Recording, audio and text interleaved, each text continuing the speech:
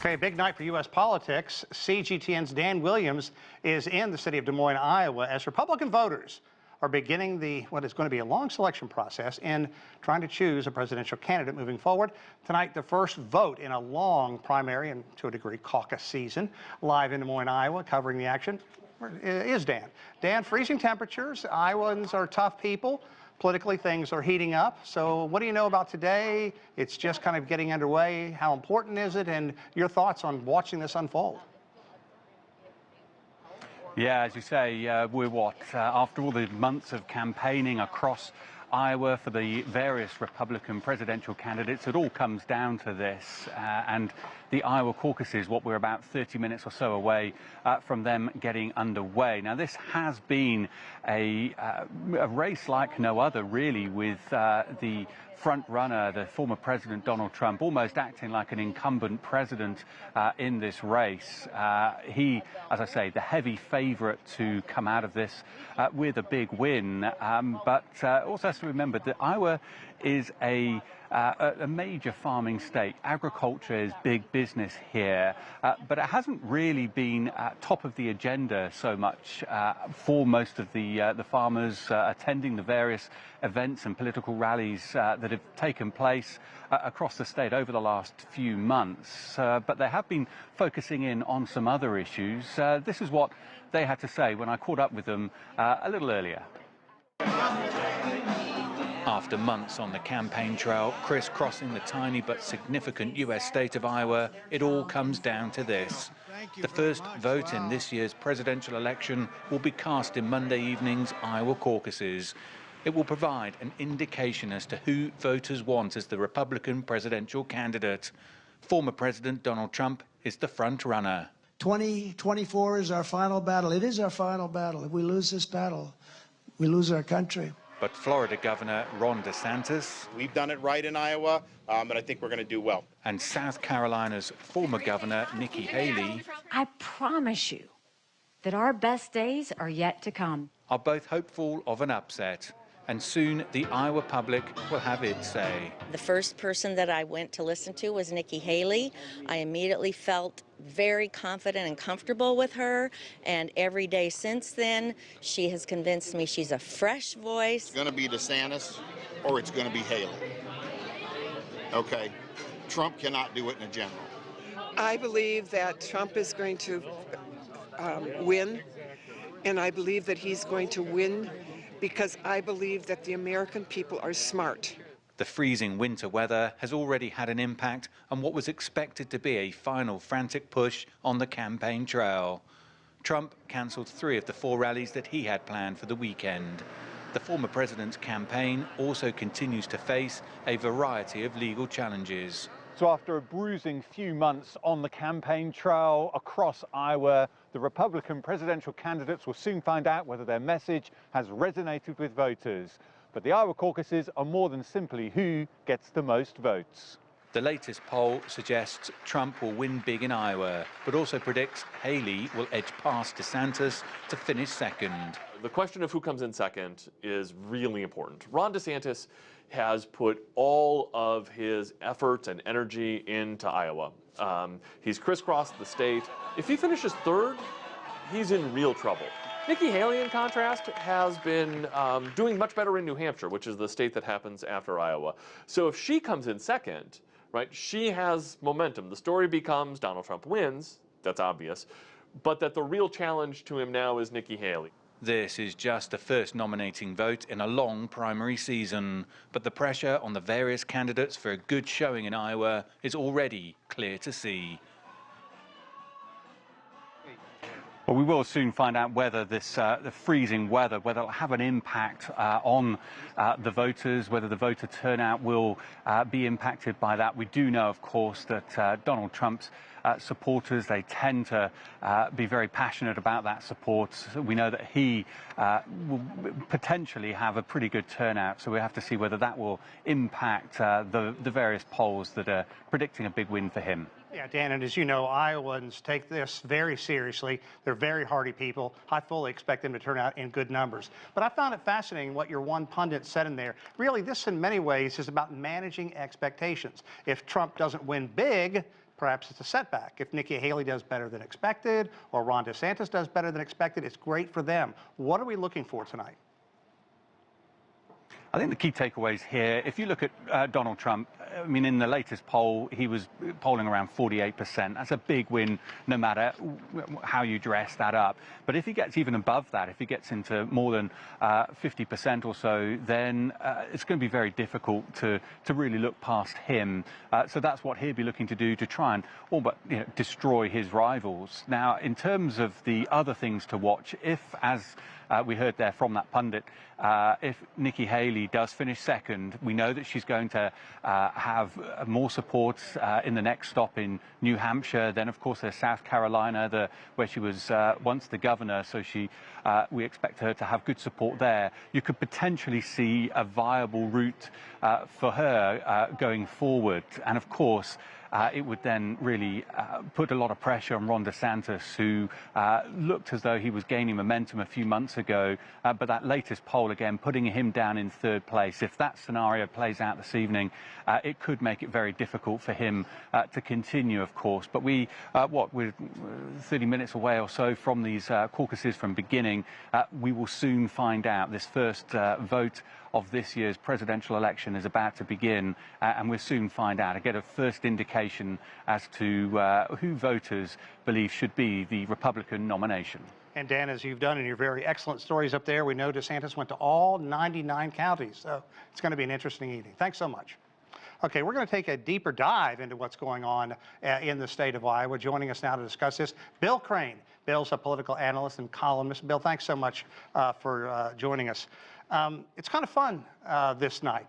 If you have any interest in politics whatsoever, I've had the pleasure of being in Iowa on a number of occasions, and I find it fascinating how seriously the people of Iowa really take this almost as a mission.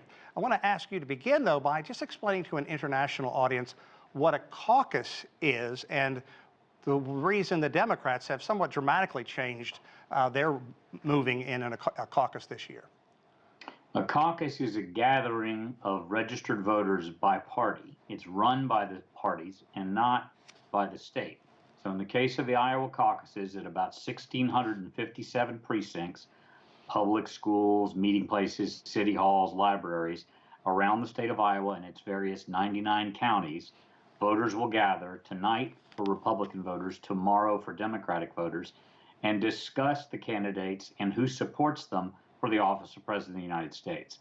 So Ron DeSantis, who's organized in every one of those counties, has a surrogate who will be speaking to the reasons he's supporting Ron DeSantis. And the people in the room will physically caucus, move, sit with, take pieces of paper, and cast their caucus ballot in favor of the candidate they support. In prior election years, it wasn't unusual for someone to go into a caucus with a predetermined candidate or someone you were supporting, but be swayed by one of those speakers, and before the caucus ends, actually casting your caucus ballot in a different direction. Tonight, the focus is on the GOP side. The voters that really we're paying attention to are former President Donald Trump, Florida Governor Ron DeSantis, and former South Carolina Governor Nikki Haley. Chris Christie, former governor of New Jersey, suspended his campaign on Wednesday. Vivek Ramaswamy is still on the ground there in Iowa, and voters can write in other names, but the focus will be on those top three, with Donald Trump expected to win certainly by plurality, possibly by majority. But the story this week and what will come out of Iowa is that second place finish. Iowa's importance is really its primacy. It's first. They are only 1.6% of the Republican delegates, and it's not even a winner-take-all state. They will apportion the delegates based on the percentage of caucus votes each candidate received. Yeah, and it's also been somewhat, I guess, frustrating to some voters across the United States. It's also about 90% white and really doesn't represent a cross-section of the United States. Still, Iowa, very important. What are you looking for this year? Do you think Donald Trump is going to poll the kind of numbers that his early polling has showed? I don't think Donald Trump numbers will hold up the way they are in what are really basically name recognition and ID polls. He has a very strong core base. There's no question about that. But as these legal battles continue forward, heat up, and eventually some of them actually move into a courtroom as opposed to being postponed, delayed, or appealed, his road to the White House gets tougher, whether it's against Joe Biden or eventually someone at the Republican National Convention. I do think, obviously, the two candidates that have a shot tonight and for the remainder of this race on the GOP side are Ron DeSantis and Nikki Haley. Governor DeSantis has essentially bet the farm, it's an American saying, Right. and $150 million media dollars on coming in a strong second in Iowa. If he comes in a weak third, it's very difficult for divining a path forward for him. If Nikki Haley surprises and closes the gap, which has been down to around 20 to 25 percentage points with Donald Trump during the last few polls this week, heading into New Hampshire, where it's close to being a single-digit race between she and the former president, then there is a potential upset path for Nikki Haley to become the GOP nominee, with the third contest being in her home state of South Carolina. New Hampshire and South Carolina are primaries. There's only going to be about 100,000 caucus votes cast between the two parties, and with Democrats really focusing on procedural matters and who the delegates are, and not even having to finish their caucus voting for president until later this month, I would expect the overall turnout tonight for Republicans in Iowa being somewhere in the order of 50 to 60,000 votes in a nation of 330 million. The last two Republican winners of the Iowa caucus, hold your breath, Ted Cruz of Texas won against Donald Trump in the other field in 2020, and in 2016, former Pennsylvania Senator Rick Santorum bested Mitt Romney in a field of others. You know, I would not have gotten that right if you asked me that in a quiz. Yeah, so my point there is it's not the barometer that it once was of how the field will finish. You know, let's talk about managing expectations as well, because Trump has almost just been gloating rather than going out and trying to campaign. He's only been there, I think, a couple of dozen times compared to the other candidates who have basically set up there as well. How do you manage expectations? And let's say DeSantis does poorly. What are the chances of him trying to urge his followers to follow Haley? Now, the math does get difficult, because I think a lot of Rick DeSantis voters, if he drops out or suspends his campaign, they move to Donald Trump. Yeah. Those who are supporters of Ron DeSantis will say he's Donald Trump, but he doesn't have that hard edge, or he's Donald Trump light. So it doesn't necessarily mean if he gets out that it benefits Nikki Haley. Managing expectations is tough in Iowa. It's a state that expects retail campaigning, meaning they want to look presidential candidate in the eye and have the opportunity, if they go to enough events, to shake hands and personally meet these folks. It doesn't happen really for many other states. New Hampshire used to be the first state in the nation to vote, and they used to have this position. It's now Iowa. But since 1972, when Jimmy Carter won and bested none of the above and the rest of the Democratic candidates, and Jimmy Who, if you will, I said that incorrectly, 1976, became eventually the Democratic nominee, the national and global news media have put people on the ground. You have a bureau chief there, have spent millions of dollars analyzing and scrutinizing and doing cross-section polls with the Iowa voter.